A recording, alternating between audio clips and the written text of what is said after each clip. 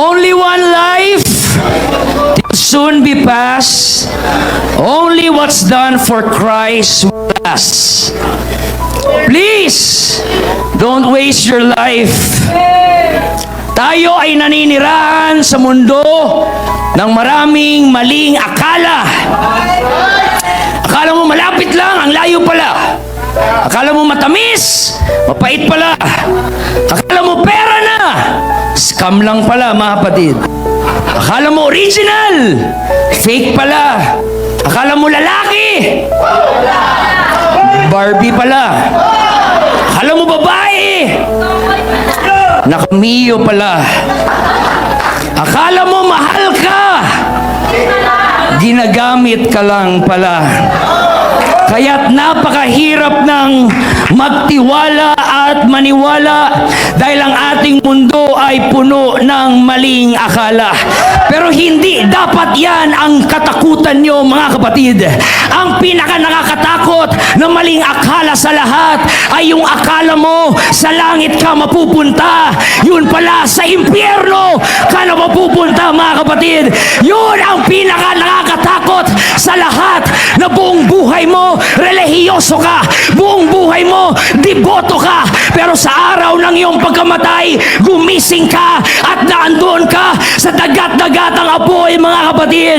Yun ang dapat nating isipin na nakakatakot sa lahat.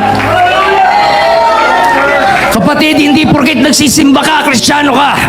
Hindi porket nagbabasa ka ng Biblia, Kristiyano ka. Hindi porket may maliit ka na cross na bitbit dito sa iyong dibdib, ay Kristiyano ka. Hindi porket marami kang rebulto at may picture ni Papa Jesus, ay Kristiyano ka mga kapatid. Siguraduhin mo ang iyong kaligtasan dahil ito ang pinaka-importante sa lahat. Oh, hallelujah!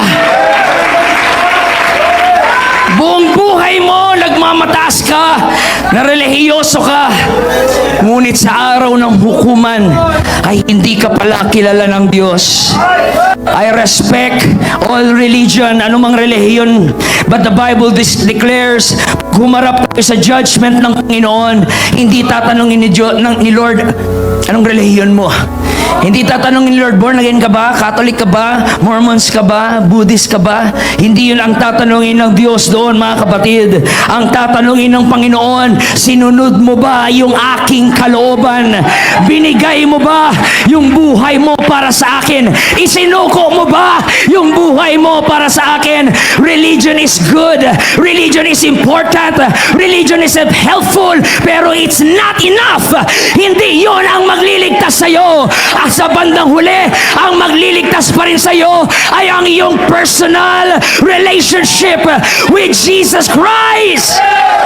Don't waste your life chasing religion. Give your life to Jesus Christ.